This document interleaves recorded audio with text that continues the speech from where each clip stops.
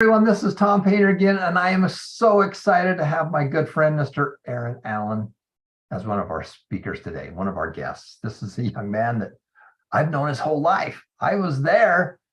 I was working with his father, Robert Allen, the famous Robert Allen, that is the best-selling author that's changed millions and millions of lives. And I had the privilege of working with Bob most of my life, over half my life. And I got a chance to know Aaron growing up. And what a wonderful man this guy is. He really wants to help other people. You know, he served a Christian mission. And when he did that, I just remember seeing all these wonderful pictures of these kids that were in need that he really helped. He reached out to them and made a difference in their lives. Aaron has been very successful on his own right. He's done amazing things with being able to use high tech and the internet to be able to reach people all over the world. You know, he's a little bit younger than I am. I didn't get that privilege as much. I grew up I was excited in high school to be able to see a typewriter. Well, now you kids have got a whole different world. But he's made a huge difference in people's lives all over the world. And I'm so grateful for him. I'm so grateful for the wonderful model that he is and how that he is making a huge difference in people's lives. And he's going to be talking a little bit about how you belong to the world economy, because one of step number one is you have to learn how to make more money. You do that by adding more value. You add more value than the next guy. Number two is you solve bigger problems. The people who make the most money in the world are the people who solve the biggest problems. My next door neighbor is a surgeon. He's done 2 back surgeries on me. He's a famous surgeon. He makes more money than a regular doctor, who makes more money than a nurse, who makes more money than the receptionist. Why? Because he solves bigger problems. Don't run away from problems. Let's run to problems. Find a need and fill it. Add more value and study successful people. So Aaron's going to be talking to us about how you can do that, because all of you need to learn how to make more money. And you do that by solving bigger problems. When you solve bigger problems, you naturally win more. So Aaron, I'm going to send it over to my good friend, Mr. Aaron Allen. Thank you so much for being with us. And take it away, Aaron. Thanks, Thomas. It's great to be here with you guys. I see some faces that I know. John, I see some faces that I know from long ago too. About 2 years ago, I left the United States of America and I decided to become a digital nomad. And that's a word that is very popular right now in the United States of America, because it's about earning while you're traveling, while you're living in another place. And there's really something attractive and intriguing about that to me. And I want to talk about it as it relates to you guys today, because when Tom first shared with me this group, I just was looking at the names and the countries, and I realized that very few of you are in the United States of America. And so I wanted to share a message in the short time I have today with you guys about how to take advantage of the economies that you're in.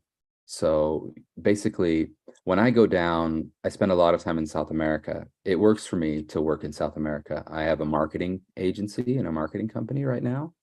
And it helps to be in South America because most of my clients are in New York City. And when I'm in South America, I'm on really close to their time frames. I'm either 1 hour ahead of them, 2 hours ahead of them, or right in East Coast time. And so that's helpful for me. My clients love it. And I speak really fluent Spanish. And so when I go down there, I try to make friends. I try to become a part of the community that I'm in. And I've spent a lot of time in Buenos Aires, Argentina, which is just a fantastic city. And I make friends and I get all these questions. Well, first of all, when I tell people what I do, sometimes I get they roll their eyes. And if they're being really honest with me, they say that I'm really lucky. And that makes me do a double take, because they say I'm lucky for being an American and belonging to the American economy. But everybody belongs to the American economy with the way that we can do business for American companies, no matter where we're at. Like what I do when I go down to South America. I'm not working for companies in Argentina. I'm working for companies in New York City. And I think that's really important to make this distinction. And I'm going to say this a couple times. You earn in one economy and you consume in a different economy. And that wasn't always the case in the world. In the history of the world, we had to earn in the same economy where we lived, where we consumed, like because we had a physical job where we walked into a store and we had to do a physical job in that store. We were earning in the economy where we lived. And this was a bad thing if you lived in a bad economy, right?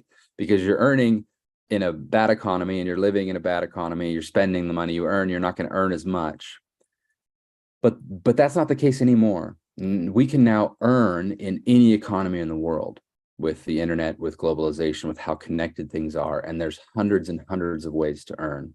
By the way, everything I talk about, nothing I talk about here is going to cost a cent for any of you guys. So keep that in mind as well. And we can still live in our subpar economies, let's say it that way, are not best in the world economies. And the best thing, the best place you can be in the entire world is an earner in a great economy and a consumer in a struggling economy. Because I have a lot of friends in Argentina, they're like, oh, if only I could get to the United States of America. And I shake my head. I'm like, you know, it's really expensive here. It's extremely expensive here. Little things cost, you know, it's funny. Sometimes I'll be in a taxi cab in Buenos Aires and I'll start talking with the cab driver about the cost of certain things in the United States of America. And they'll be telling me they really want to go to the US. They want to live in the US. It's the only thing they want to do. They've been dreaming about it their whole lives because they're assuming that living in the US means they get to earn as much as they've heard you earn in the US, but they just assume that the things will cost the same that they cost in Argentina.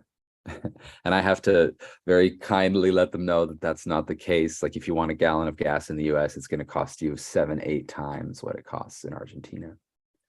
And they quickly realize that, hey, well, maybe I have it pretty good here. And the truth is, if you're living in a struggling economy, I think you could classify Argentina right now as a struggling economy, unfortunately. The people are incredible. The economy is struggling. You get things for cheaper. It's not as expensive. Why? Because people can't earn as much. And eventually with economics, that all works out where low wages lead to lower prices. Unfortunately, with inflation in certain parts of the world, that's becoming less true. But in general, over time, lower wages lead to lower prices in an economy. So the best thing you can be, the best place you can be in the world is not working as a slave, installing roofs or in the garden in the United States of America and earning just barely enough to survive here where the prices are very, very expensive. The best place you can be in the entire world is to work as an earner in a great economy, but as a consumer in a struggling one. So that's what I do when I travel as a digital nomad. And that's why the lure for an American of leaving America is so strong. It's like, well, I can online work and earn in a great economy, the United States or the United Kingdom or Europe or China. Some of these economies are really, really strong, but I can live in a place where the economy is not as strong. And so the difference between what I earn and what I spend is going to be greater, which is going to lead to a really higher quality of life for me. And so I see that some of you might be thinking, oh, you know, I'm in Nigeria. Oh, I'm in the Philippines. I'm in Malaysia. This isn't really great for me. This is the best thing for you. You have an enormous advantage because I'm here to tell you that you can earn in great economies and stay where you're living, and your money can go further. You can build houses, you can have better education, you can have better care, better long-term care, better service. And in some places you can even have better healthcare than what you get in the United States of America. And so I'm going to talk about a couple things that are really important when you want to become an earner in a great economy, because unfortunately there exists a bias in everyone in the world. And that bias is we tend to like to work with people that sound and look like us. And this has never changed in the history of the world, and it never will change. And unfortunately, that means that if we sound different than the people in the great economy we want to participate in, or if we look different than the people in the great economy we want to participate in, it's going to be a little bit more difficult for us. But that also means that anything we do to sound like the people in the economy we want to work in is going to be an enormously beneficial thing for our career and for our earnings potential. And so And I honestly think that that whole look bias, like looking differently, is going away. And I think that it's much less prevalent than it used to be. But that sound bias is still there. So I think the number one thing you can do, every second you spend on your communication skills, including your English and your accent, is a really, really good investment for you in your future to be able to earn in a great economy, to be able to earn online digitally in a great economy. And we'll talk about some of those ways that people earn here in a second. Also, every single second you spend on your professional presentation, your LinkedIn, your networking, your network, your clothes, your organizational skills, how you present yourself, the tools you use, scheduling softwares you use, Calendly, things like this, how you set up your actual interaction with your clients, every single second you spend on that stuff is incredibly valuable to you, and it's an enormous investment. It's a effective investment. So if you're just starting out, and if you are just starting out in the gig economy and you're trying to do stuff online and you're trying to make money online with US dollars or in, UK pounds or in euros, you just trust me, every single second you spend on your presentation and every single second you spend on your communication skills will return to you with enormous returns. It's like a premium investment, basically. Tom always talks about investments. He always talks about Berkshire Hathaway. Well, those are the two things. Those two things are the Berkshire Hathaway of digital nomadism and the gig economy and working online: your communication skills and your presentation. So if you don't have work, if you're just starting out, focus on those two things, what in between jobs, and it will be money and time well spent. It'll be time well spent because actually all those things are free. There's free online classes. Everybody can watch a show from one of these countries and pause the show and try to get the accent right. All this stuff is free in the world. We just have to take advantage of it. So what do you do to belong to earn in a great economy, but consume in a struggling economy? What can you do to earn? Well, find something you love. There's so many things you can do. They're all over the place. There's tons of websites about how to earn in a gig economy. There's tons of courses and classes. There's a really funny meme in Argentina that just shows a guy, he's got like 50 course certifications to online courses, coding, MySQL, Java, like personal assistantship. He's just got so many of these courses, and it's kind of funny. He's just showing off how many courses he's graduated from. There's hundreds of them, but you got to find something that you enjoy and that you're good at. And here's a good rule of thumb: if you're a loner, if you're an individual who's not very social or you struggle with social things, focus on things that you can do alone. It sounds intuitive, but most people don't even realize this. If you're a loner, focus on things that you can do alone. And things that you can do alone that companies need in some of these economies in the world are coding, design, writing.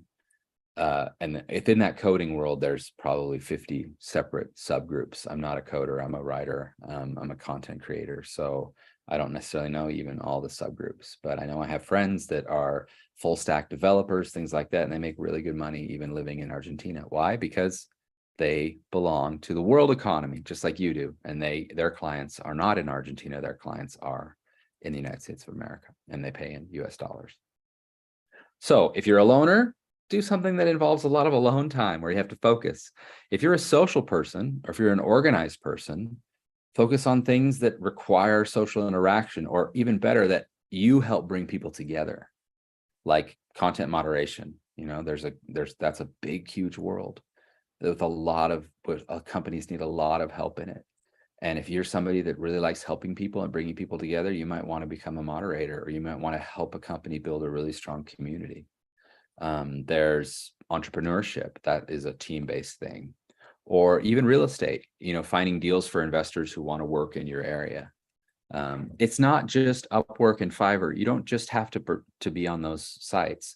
There are things that go way beyond those areas where there's far less competition and far more money. For example, there's probably thousands of investors that are in the United States of America. They're very concerned about the economy in the United States of America. They might not trust the banks in the United States of America because right now, in case you haven't noticed, there's a little bit of a banking crisis going on in the US. And so, but they have capital, they have money, and they want to invest it in places where that money can get a return. And a lot of those places aren't the United States of America. So can you present real estate opportunities? Can you present investment opportunities to investors in the United States of America? Because something that you're already an expert in is your country and your culture. You don't have to go to get a course certification in that. You know it. And so presenting yourself already as an expert to that outside capital might be a way that you can earn from a great economy while living as a consumer in a struggling one. So can you help a traveler? The great thing when somebody travels, and I travel a lot, the great thing when somebody travels is they bring their economy with them. And so if an investor, a traveler comes to your country, can you offer them services that help make their life easier? It's like what Tom always talks about. Are you solving problems for somebody? Well, are you solving problems for an investor that wants to buy a real estate let's say they want to buy an apartment complex in your country, but they don't know how to jump through the hoops. They don't know what's safe. They don't know what's legal. Can you give them that information? They will be absolutely overjoyed to get that information from you. And they will be paying you in their economy. That's what I mean when I say they bring their economy with them. They'll be paying you in their currency, which again will allow you to earn in the world economy and consume in your local economy. Or there's a bunch of digital nomads all over the world now, and they need a lot of help. They don't understand these cultures. They don't understand what they're doing. Can you be a fixer? Can you help them find places to live? Can you help them find places to be healthy, work out, places to stay healthy, hospitals, things like this? Can you set up a company that helps people that are traveling to your world resettle in your world? Well, that's a huge value and a huge problem for thousands of people right now.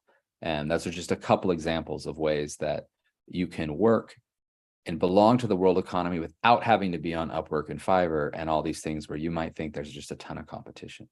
There's less than you think, but that's probably a time for another chat. So that's kind of what I want to talk about in this segment.